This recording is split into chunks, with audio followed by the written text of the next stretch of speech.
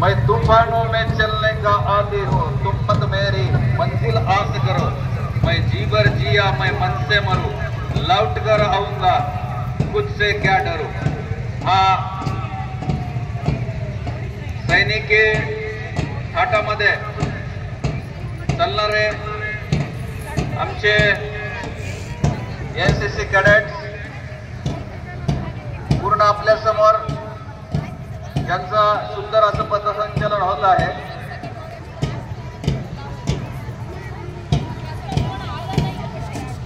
Maitri madam